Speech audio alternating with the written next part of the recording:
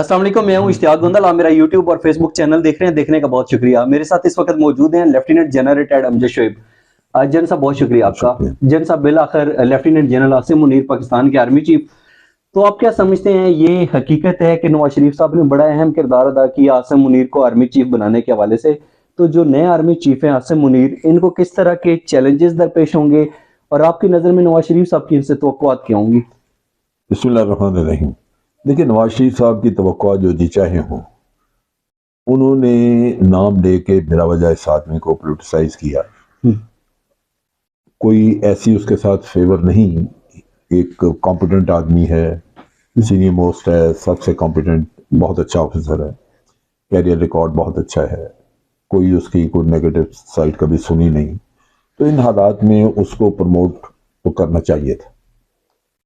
मेरे काफ़ी पहले के वीलॉग हैं, 2-3 महीने पहले के, जिसमें मैंने यही 2 आदमी आइडेंटिफाई किए हुए हैं कि इनको प्रमोट होना चाहिए। जो दोनों हो चुके हैं और दोनों हो गए, क्योंकि मतलब नज़र आता है जब एक आदमी प्रोफेशनली बहुत अच्छा है तो आप अगर उसको इग्नोर करें किसी अपने मकसद के लिए, तो उससे मुल्क का भी नुकसान, अदारे का भी नुकसान, और इंडिविजुअल का तो हक मारा ही गया। जब आप एक हकदार को हक नहीं देते तो हक मारा आपने। तो इस वजह से ये मैं समझता हूँ बड़ा ठीक हो। बल्कि मैं इस चीज़ पे बड़ा मुतमईन हुआ हूँ कि पीटीआई ने इस पे कोई फसाद खड़ा नहीं किया। आपको वैसे था कि वो शायद इसके ऊपर सख्त तो मैंने कहा हो सकता है कोई, क्योंकि नून लीग ने गलत काम किया ना। मरियम ने कहा जी हम चाहते हैं कि इसको बनाया जाए, और मियां नवाज शरीफ का भी सुनते रहे कि उनकी प्रेफरेंस ये। ये आपको कहने की जरूरत क्या है? वो बंदा अपने इस टीम पे खुद मेरिट के ऊपर आ रहा है, तो आप उसको बिला वजह से आप मेरिट को भी अगर फॉलो कर लेते हैं तो बेटर एंड्स। तो इस वजह से मेरा ख्याल था कि शायद पीटीआई ने कोई ऐसी बात करे, लेकिन पीटीआई ने बड़ी मैच्योरिटी का सबूत दिया, और उसमें मैं समझता हूं कि उन्होंने अदारे को पोलिटिसाइज करने से गुरेज किया है। सही। और ये समझना चाहिए सबको कि ये गलत तवक्कुआत लगानी किसी चीफ ऑफ आर्मी साहब से कि चूंकि हमने उसको प्रमोट किया लिहाजा वो जाके इनकी खिदमत करेगा, वो ऐसे होता नहीं। सही। देखो ना, एक तो वो जिम्मेदार लोग हैं, ये नहीं है कि अभी 35-36 साल 37 साल सर्विस की हुई है। फिर वो अपनी उसकी कॉन्स्टिट्यूंसी है, उसके कोर कमांडर जी, उसने मशावरत वहां करनी है क्योंकि उनको लेके उनसे काम कराना है जिनका कमांडर है। तो वो जाके अगर कोर कमांडर्स को इग्नोर करके सिर्फ प्राइम मिनिस्टर की बात सुन के आ जाए कि ऐसे, तो वो तो नहीं होता। बिल्कुल सही। तो इस वजह से मैं समझता हूँ इसमें खराबी ये है कि हमारे पॉलिटिशियंस चूंकि ये काम करते हैं, फौज को इन्वॉल्व करते हैं सियासत में, तो ये चीजें पोलिटिसाइज हो गई हैं। हकीकतन तो सिलेक्शन का प्रोसेस ही इनके हाथ से ले लेना चाहिए।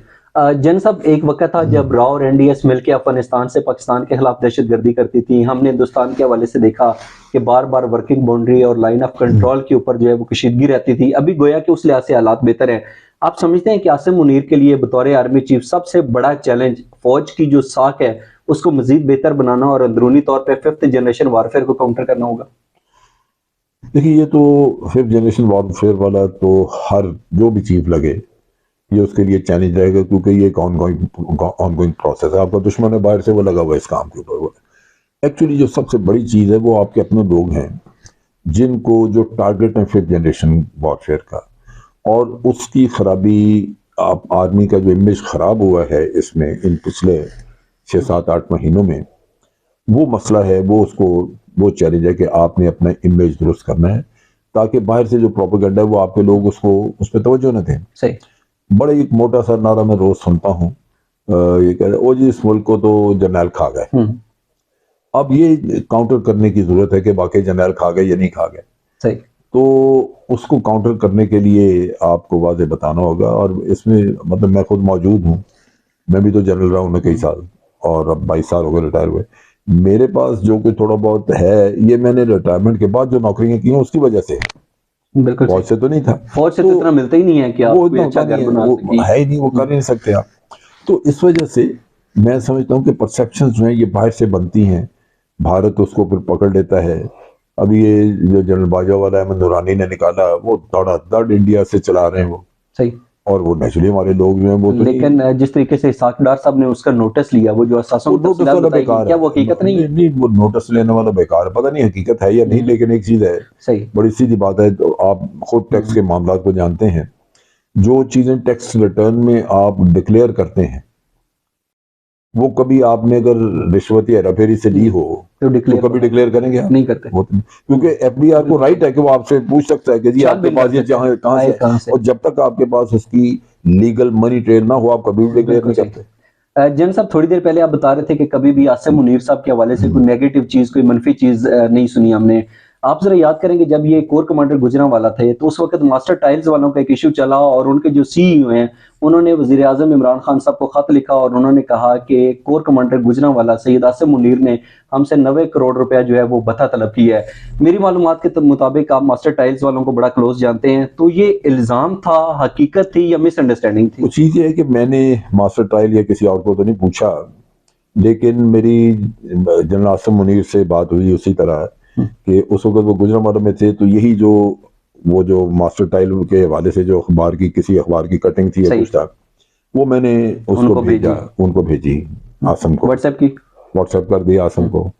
तो उसकी तरफ से अगले दिन जवाब आया कि वो दूसरे किसी और अखबार की या उसी की कटिंग थी जिसमें उन्होंने मास्टर टाइल वालों ने कंट्राडिक्ट किया। उन्होंने कहा था कि जी हमारी खबर नहीं, हमने नहीं दी, ना हमने को बता दिया है, ना ही हमारी खबर है, ये किसी ने जाली खबर तो लगाई, ये बदनाम करने के लिए किया बदनाम करने। तो ये मुझे जनरल आसम ने वापस ये भेजी कटिंग उसकी।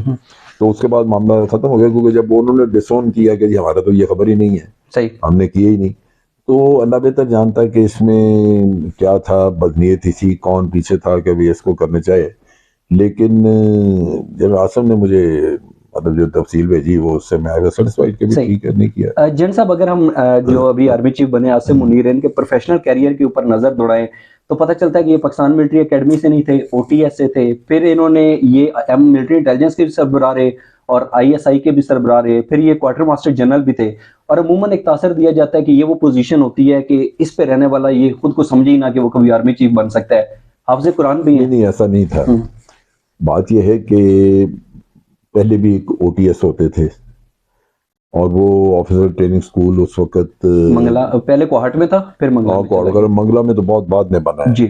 आई वॉज ब्रिगेडियर जब ये बना अच्छा। है मंगला में, पहले ये क्वाड वगैरह के इधर उधर बनते रहे। तो वो लोग भी जो ओटीएस के थे उन्होंने लेकिन आर्मी चीफ कोई नहीं बना। एक जनरल आरएफ थे, वो 4 स्टार आर्मी चीफ को जनरल। आप ये देखें ना, मिलिट्री अकेडमी से, जी। पीएमए से जितने सोर्ट ऑफ ऑनर आए हैं कोई भी आर्मी चीफ नहीं बना। बिल्कुल, ये पहले हैं जिनको एजाजी शमशीर मिली। तो ये कोई ऐसी चीज है, असल चीज ये है कि आप सर्विस में आके बाद में कैसी परफॉर्मेंस देते हैं। वरना पासिंग आउट तो सारी वहां से नंबर 1 पास आउट हुआ, बाद में उसका पता ही नहीं किधर गया। अकेडमी से नंबर 1 पास आउट हुआ, सैंडर्स से निकल के आया है, यहाँ आके पता ही नहीं, क्योंकि बाद में एक बड़ा टफ कंपटीशन चलता है और लोग हैं वो सर्विस की जो जो समझ लगती है उनको वो मेहनत करना शुरू कर देते हैं। सही। तो बाद अब मैं खुद, आप तुम देखो, मैं अपने कोर्स में मैं सिर्फ एक आदमी था जो लेफ्टिनेंट जनरल बना, बाकी अच्छा। मेरे कोर्स के जितने लोग थे, कोई मेजर जनरल, कोई ब्रिगेडियर, लेफ्टिनेंट कर्नल पे आप वह थे जो लेफ्टिनेंट जनरल बने। एक बना। लेकिन पीएमए में मैं मिडिल में था, मेरे जितने ऊपर थे उतने मेरे नीचे थे। आपने बाद में ज्यादा कोशिश की।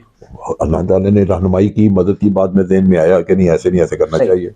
तो वो मतलब ये चीजें हो सकती हैं कि बाद में लोग पिकअप कर जाते हैं और फिर काम करते हैं, सही। तो अल्लाह ताला उनको रिवार्ड देता है इसका। जैन साहब, जैसे अभी हम डिस्कस कर रहे थे कि जनरल जियाउल हक के दौर के अंदर एक 4 स्टार जनरल जो तैनात हुए थे वो ओटीएस मिला सके, तो ये बताइए, दूसरे ये आर्मी चीफ हो गए जनरल आसिम मुनीर, क्या वजह है कि ओटीएस के लोग बड़े कम 4 स्टार जनरल तक जाते हैं? उनकी तादाद कम थी, कोई काबिलियत ओटीएस का सिलसिला तो बहुत दरमियान में बंद रहा है। पहले तो कई साल, मतलब मैंने अपनी सर्विस में जो पहला ओटीएस का किस्सा था वो नहीं देखा हुआ, वो मेरे अपने ज्वाइन करने से पहले पहले खत्म हो चुका था। सही। आर्मी ने बंद कर दिया। हाँ, बाद में ये तो 89 में फिर ये आके दोबारा बना है, मैं ब्रिगेडियर था उस वक्त जब ये अच्छा मंगला वाला बना, और पता नहीं अब है कि नहीं, वो मैंने सुना था नहीं कि सर, 1989 में बंद करके फिर कर भी एकेडमी बना। हाँ, मैंने यही सुना था कि ये वो असल में उसमें आइडिया ये था, सही। ये जब खुलते हैं तो एक अच्छे आइडिया के तहत खोलते हैं। आइडिया ये था कि आप मैट्रिकुलेट लें, उनको यहाँ पे इंटरमीडिएट कराएं ओटीएस में, सही, और फिर उनको 6 महीने की ट्रेनिंग मिलिट्री एकेडमी में करा दें। सही। तो इस तरह उनको 2.5 साल की ट्रेनिंग करा के आप फौज में रहें। उसमें आर्मी को खर्चा बड़ा पड़ता है। अब 2 साल आप इंटरमीडिएट वाले कराएं, वहां पे आप जाके कराते हैं एकेडमी में, तो आप सीधी ग्रेजुएशन कराते हैं इंडिविजुअल, जी इंटरमीडिएट वो घर से करके आता है, तो आप वहां पे उसको बीए या बीएससी सही। करवाते हैं। तो यहाँ ये खर्चा 4 साल का पड़ना शुरू हो गया आर्मी को, लिहाजा आर्मी ने मोस्ट प्रॉब्ली इसको इकोनॉमी के बंद कर नुकसान दिया। से बंद किया। सही। वरना ये ज्यादा इफेक्टिव होना चाहिए था कि आप 4 साल आर्मी के साथ गुजारते हैं कि ओटीएस में इंटरमीडिएट किया, फिर उधर जाते हैं तो, हाँ। और ये अगर आप देखें ये कॉन्सेप्ट है मिलिट्री कॉलेज जेएलएम वाला। या कैडेट कॉलेजेस का, वहां भी ये मिलिट्री ट्रेनिंग और एजुकेशन साथ है। बिल्कुल। तो वहां से जो लोग पढ़ के आते हैं उन्होंने सही। आर्मी में आके तक, तो आपने बताया अखराजात ज्यादा हो रहे थे इसलिए इस इसको वजह से मेरा ख्याल बंद किया। जन साहब, इससे पहले लेफ्टिनेंट जनरल आसिम मुनीर जो भी आर्मी चीफ तैनात हुए, इससे पहले 5 जो लेफ्टिनेंट जनरल्स थे उनको नवाज शरीफ साहब ने आर्मी चीफ तैनात किया, जिनमें जनरल आसिफ नवाज, जनरल वहीद काकड़, जनरल परवेज मुशर्रफ, जनरल रहील शरीफ और जनरल कमर जावेद बाजवा। जनरल परवेज मुशर्रफ ने जो कुछ किया आपके सामने, जनरल कमर जावेद बाजवा के हवाले से जिस तरीके से इख्तलाफात आए वो आपके सामने, क्या वजह है कि जिसको आर्मी चीफ नवाज शरीफ साहब ने तैनात किया वो कभी उनकी तवक्कुआत के ऊपर पूरा नहीं उतरा, हमेशा इख्तलाफात में रहे? बात यह है कि ये जब किसी को लगाते हैं ना तो ये देखते हैं, बड़ा हिसाब किताब लगाते हैं कि जी इनमें हमारा बंदा कौन है। सही। ये 100% मेरिट फॉलो नहीं करते। जब हमारा बंदा लगाते हैं तो उसको जाहिर करते हैं कि भी तेरे ऊपर एहसान किया तो तेरे बनता था, हमने तुझे लगाया, हमने इतने फला फला को छोड़ा तब तुझे लगाया। उससे फिर तवक्कुआत लगाते हैं और समझते हैं कि भाई इसको हमने बता भी दिया कि तुझे फेवर की है, लिहाजा ये अब हमारे काम करेगा। एहसान फरामोशी नहीं निकलेगा। जबकि वो एहसान फरामोशी वाली बात, उसने वो क्या करे, उसने कमांड करनी है आर्मी, और आर्मी में कोर कमांडर जो उसके साथ बैठ के मशावरत करते हैं, जी। तो वो उनको जिनको कमांड उसने करना उनको कैसे छोड़ दे। सो वहां पे जो फैसले होते हैं वो सियासी फैसले नहीं हैं, वो फैसले हकाइक की बुनियाद पे होते हैं। सही। अब आप यहाँ पे उससे अगर नवाज शरीफ या कोई पॉलिटिकल फायदा लेना चाहता है तो वो उसको नहीं मिलेगा। बिल्कुल। तो वो चीफ ऑफ आर्मी स्टाफ क्या करे अभी, वो फिर लगता है जी ये तो हमने सोचा था कि हमारा काम करेगा तो कर ही नहीं रहा, फिर वो सीधी सी शट अप कॉल। और तो फिर उससे मसले बनने शुरू हो जाते हैं। जैन साहब, एक आखिरी सवाल, हम देखते हैं कि इमरान खान साहब जो है जिस तरीके से वो हकीकी आज़ादी मार्च की रैली लेकर आ रहे थे, तो हम देखते हैं कि उन्होंने एंटी एस्टेब्लिशमेंट बयानिया भी सामने आया, वो मौजूदा जो आर्मी चीफ हैं जनरल कमर जावेद बाजवा उनके हवाले से भी खुलकर तनकीद करते हुए नजर आए। तो अभी ये जो आर्मी चीफ की तब्दीली है, इसके बाद इमरान खान साहब का जो एंटी एस्टेब्लिशमेंट बयानिया था, आप समझते हैं कि उसके ऊपर उनकी गिरफ्त जो है वो कमजोर होगी या ये बयानिया जारी रहेगा? नहीं, कमजोर नहीं है, गिरफ्त उसकी कमजोर नहीं। अगर आप सोशल मीडिया देखें तो जनरल बाजवा के खिलाफ लोगों ने लिखा होता है जी। मैंने कल अपने वीलॉग में भी कहा, उसमें मुझे लगता है कि पाकिस्तान में अगर सबसे ज्यादा नफरत इस वक्त लोग कर रहे हैं तो जनरल बाजवा से कर रहे हैं।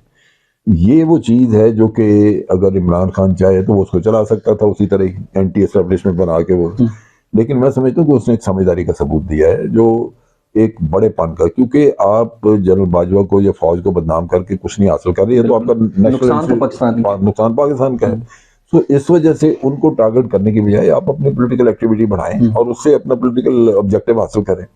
इस वक्त एक गवर्नमेंट बैठी है, इलेक्शन उन्होंने अनाउंस करने, जनरल बाजवा ने तो नहीं करने, बिल्कुल वो नहीं कर रहे, तो आप उनके खिलाफ चलाएं, तहरीक चलाएं, जो जी चाहे करें। तो ये समझने की बात है। सही। जब आप इंडिविजुअल को टारगेट क्यों करते हैं तो वो अवाम में तो इतने शूर नहीं होता, वो फौरन शुरू हो जाते हैं। अब ये सोशल मीडिया देखें या मैं अपने वीलॉग के नीचे कमेंट्स देखता हूँ तो वो अवाम में ये चीज फैला दी गई है। वो अवाम जो है वो कभी जनरल बाजवा को गालियां निकाल रहे हैं, कभी दूसरे ऑफिसर्स को, सीनियर ऑफिसर्स। इमरान खान ने जनरल बाजवा के ऊपर तनकीद करके गलत किया।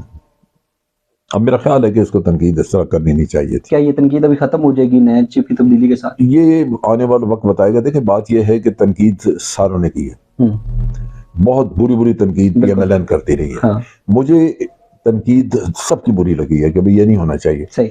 जो चीज जिससे मैं एग्री नहीं किया, मेरा इख्तलाफ है जनरल बाजवा से या GHQ से, वो ये है कि एक्शन करना था तो फिर सबके खिलाफ करते, सिर्फ इमरान खान के? हाँ, सिर्फ आपने PTI से, उससे आपका नुकसान हुआ। सही। उससे दुनिया ने ये समझा कि आप सिर्फ PTI के खिलाफ है, बाकी सब चोर आप हमायत याफ्ता है। तो आर्मी को उसका नुकसान हुआ उससे। आप अगर सबके खिलाफ ये करते एक्शन तो कोई भी आपको न, मैं भी साथ बिल्कुल, मैं तो कहता हूँ, मसलन इन्होंने इमरान खान ने कहा, ये मीर जाफर और मीर सादिक वगैरह कहा, तो ये मुझे अच्छा नहीं लगा, क्योंकि आर्मी के जो चीफ ऑफ आर्मी स्टाफ है वो मीर जाफर या सादिक नहीं होता, हो ही नहीं सकता। वो उसकी अपनी पॉलिटिकल रिक्वायरमेंट है, उसने हो सकता है कि स्टेप लिया वो ठीक ना हो, गलत तो स्टेप हो, तो आप उसको उसी अंदाज से देखें।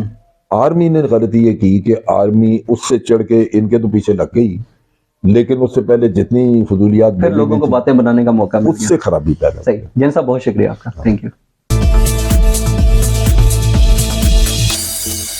जी